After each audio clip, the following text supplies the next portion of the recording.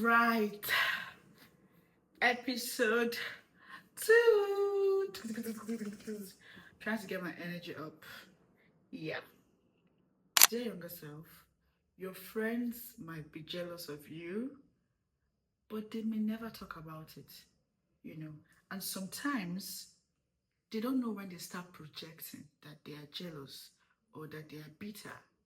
Do you get? So it's in friendship that you really learn about yourself. And that is why in this episode, we're going to talk about how, the kind of friends that you have and the kind of friend you are will show up in your romantic relationship. And I have two in one question, or maybe one question. Does that also apply to us who haven't been in any serious relationship before?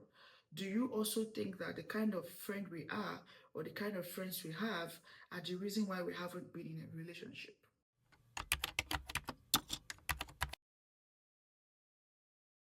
I got a question, and I'm glad that is something that we're going to address in this episode. So I'm watching your vlog on YouTube about friendship, and you said the kind of friend you are or the quality of friends you have would reflect in your relationship. And I have two in one question, or maybe one question. Does that also apply to us who haven't been in any serious relationship before? Do you also think that the kind of friend we are or the kind of friends we have are the reason why we haven't been in a relationship? Welcome to episode 2 of To My Younger Self. In this episode, I'm just going to be talking about how this thing actually affects you in your romantic relationship. And to answer that question, which is the aim of this episode, I'll first start by explaining how you have friends, right? You have a circle of friends. In fact, I like using the word community. You have your community of friends that will go above and beyond for you. Let me ask you, will you want to date someone that will not do the same? No. You have a community of friends that, as busy as their work schedule is, they make out time every week to check in and call you and touch base, right? In fact, sometimes every day, because I know that some of us, we have those friends that we talk to every day. I have a group of friends that I talk to them every day. And we also know that there are also those group of friends that, you know, they are busy at work, they may not get to talk to you all the time, and all that. And that's okay. That does not even make them a bad friend. We're going to talk about that as well. But if you have a community of friends that are big on communication, will you date a partner or will you settle with a partner that does not like communication? And even if you get into a relationship where you have a partner that struggles, because it's not everybody that is good with communication, right? But if you get into a relationship with a partner that struggles with communication, I'm very sure that you'll be talking about it. Why? Because you're already coming from a place where you are loved. And that is why you hear people say, I'm loved at home. Home can be your community of friends. You have a community of people that will go above and beyond for you. For instance, you have a community where you just tell them that my data is about to finish you, and then everybody's sending you 100 gig, and then you start talking with your talking stage, and maybe casually you just mention that your data is about to finish. Let you quickly subscribe and all, and then that person is like, okay, no problem. When you subscribe, call me back. Again, I'm not saying that you're entitled to a man's money, but you're already coming from a place where certain things, are done for you, by your friends and your loved ones. And, like my friend was telling me today that when you love someone, whether you like it or not, you would have expectations. Yes, when you like somebody, let's not try to pretend. You would have expectations of these people that, okay, I'm telling my friend something, I expect them to respond a certain way. I'm sharing the good news with my friend, I expect them to respond a certain way. I told my friend I'm going through a difficult time, I expect them to show up a certain way. Expectations are normal when you love people. The kind of friends you have, right, will help you know that there are some things you don't settle for in your romantic relationships. Do you understand? Like when you're in your talking stage or you're trying to pick a partner, you know that there are things you don't settle for. You're with a friend that when you tell her that you have cravings and she's like, oh, where are you? You tell her your location, she orders that thing you're craving and delivered to your office or to your house, and then you're with someone, maybe a talking stage or someone that is just hitting on you, and did that word come out right? Like someone that's asking you out basically, and then it's like, oh, have you eaten? And you're like, no, I've not eaten. I'm just struggling with what to eat. I just have this craving, but I don't know what to, to end up eating. And the person's like, hey, yeah, no problem. Eat for me. Oh. Again, you're not entitled to their money, right? But you see that your friends, they've raised the bar. So you see why I said that the kind of friends you keep will affect the kind of romantic relationship you get into or you decide to get into at the end of the day. On the other hand, the kind of friend you are in that friendship that you have would show up in your romantic relationship. So if you're like me, the yapping friend, the friend that opens up her mouth and talks, whether she knows how to talk or she doesn't know how to talk, it will come into play in your romantic relationship. Yes, if you're that kind of friend that your friends are always calling you out on your BS, like, madam, for instance, for me, in my friendships, my friend will always be like, you see this your mouth, you see this your mouth to put you in trouble. In your romantic relationship, it's that same mouth that will put me in trouble. You see, the things your friends are like calling you out on, the things your friends are like, see, work on this thing, oh, you think that maybe they are just talking. No, you will see it play out in a romantic relationship, whether I like it or not, especially when you've not worked on it, right? Also, dear younger self, your friends might be jealous of you, but they may never talk about it, and sometimes they don't know when they start projecting that they are jealous or that they are bitter. You get? And I know that it's something that we don't really talk about. Like, I mean, do you ever call your friend and be like, this thing you told me or this thing you showed me really made me feel jealous. So, but I didn't know how to keep it. Just thought to tell you, because we don't really talk about jealousy. But there are also times that you see it play out. Like if you're someone that is really sensitive, right? You see it play out in the lives of your friend. When you're sensitive, you notice when someone is a bitter person and they start showing it in the way they treat you.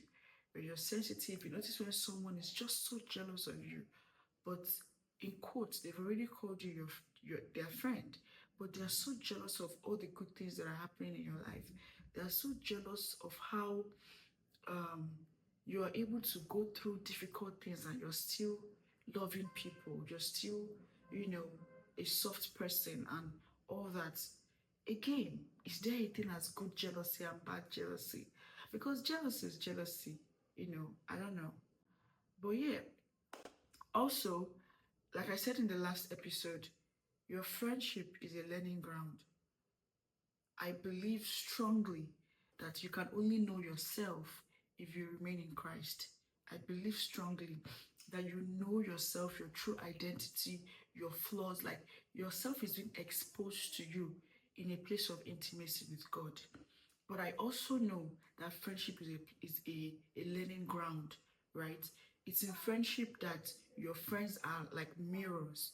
Your friends will call you out, on your BS. Your friends will tell you that, see, the way you spoke to this person outside, it was not nice, but we had to cover up because we don't expose our friends outside, or we don't call out our friends, outside, but we'll come inside and, tell you. It's in your friendship that you learn a side of you that may be difficult for other people to handle. Your friends may be accepting it or handling it because they've chosen you, like we established in the first episode. These people, they've chosen you, they've accepted you on your flaws, but does not mean that they would, like I said also, they are entitled to calling you out on your BS. They are entitled to telling you the truth. So it's in friendship that you really learn about yourself. I also want to touch up on making friends, choosing friends, and not being entitled to your friends. One thing I learned in in a very difficult way, or the hard way while growing up is that people evolve on a different level at different times. My friends can bear me witness if they're watching this video that there was a time I was shoving it down their throats, that down their throats, yeah, throats, throats, yeah. There was a time I was shoving it down their throats that we need to be doing something with our life, that we need to be making money, we need to be saving money, we need to be doing this, doing that, start a business, blah, blah, blah. Yeah, I wasn't a good friend at the time because I didn't know, I didn't understand that there was a thing as people learning on different pace and different levels, right? There was a time I was like, oh, we need to be praying, we need to be doing this, we need to be reading the Bible. But I also learned that if you want to spend more time with people reading your Bible, don't force your friends to be Bible reading friends. How about you go and make Bible reading friends, right? So I decided that I would not be forcing it on my friends, that I would do Bible study. And thankfully, I have a small community of a group of ladies that we do Bible study with together. And yeah, so instead of trying to force your friends to be a certain way for you, how about you go and make new friends, right? Instead of forcing your friends to go to the gym or eat healthy, how about you make, gym friends? I'm only saying that you should just categorize these things. Also, when it comes to business, don't um don't be that person that says that I don't have good friends, my friends don't support my business, blah blah blah blah blah blah. I have a question. If you run a business, right, and what you sell, like one of your products, is $500, and your friends can't afford to buy, does that make them a bad friend? Genuinely, your friends can't afford $500 of what you're selling. Does that make them a bad friend? I have another question. If your business is on social media and most of your friends are not on social media, will you start like, is it right to start like getting angry at them for not, posting your business on their page when you know that they are not a social media person? If your friend don't like watching vlogs, would they become bad friends if they don't watch your vlogs? So again, I know that, on social media there is always this thing of, oh, your friends will never support your business. Their support can come in different ways. You may have that friend that may never watch your vlog, right? But they post every link that you sent to them. You may have that friend that may never watch your vlogs, but they will always ginger you to create more content. Support from your friends can show up in different ways, right? You may have that friend that may never patronize you, right? But they will always be loud about you, what you do at your business. So yeah, also to my younger self, the kind of friend that you want is the kind of friend that you should be, right? If you want sweet friends, you have to be sweet. You know, Even though we know that we cannot control what the other person is bringing, but sometimes just be who you want your friends to be to you. Because there is a way you are with your friends, and they know that if Rita is down, you should get her food. And if Rita is down and she doesn't eat, then that thing is serious. Just like you be that kind of friend that you want your friends to be with you. You show up in their life the way you can. I keep using the word the way you can because everybody's capability is different, right? You show up in their lives the way you can, but genuinely, right? And I would really say that we should we should try to address our emotions, like personal talk. So for instance, something beautiful is happening in your friend's life, and maybe it is normal that that sense of envy or jealousy would start creeping in. Sit with yourself and talk about it, right? Pray about it, cast it away, and consciously try not to project it. Because it is not fair that you want your friends to show up a certain way to you or for you, but when it's their turn, you don't do the same. And your reason is always because they don't know what you're going through. You're going through this and you're going through that. No, because you have friends that will put what they're going through aside to show up for you. So, yeah. Do I have anything I want to say? Um, to my younger self, I would say that you didn't have enough time to learn men. That should be an episode, on its own. But you didn't have enough time to learn men. You learned men by experience, and it has battered, you know, your mindset about men and how you see them in general. But thankfully, you have friends that, you know, would guide you, would talk to you, would talk you out of when you start overthinking situations in your romantic relationship. And yeah, to my younger self, I would say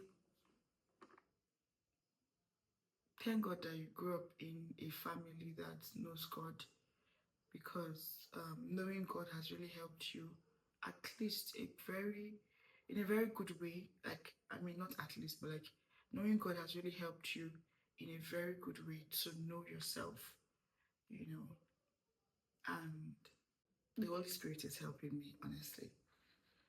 Yeah. Finally, to answer, the question, she asked, are your friends the reason why you've not gotten into a romantic relationship? I don't think so. Especially if you have friends that are in a romantic relationship. Like, if all your friends love and they've been in one romantic relationship or not, like, but they've had the experience and it's just you, then it's a call to look inward. It's not on your friends now, right? Because I know that um the kind of friends you keep affect you. So if you're with friends that love, I mean, why haven't you, been in one? Except maybe you've not come across like any man that's, met your standard, a little bit. So maybe that's the reason why you're not dating or you've chosen not to date. So genuine friends, to healing, and to showing up every day a better and a healthier version of ourselves. Thank you, and I'll see you in my next episode.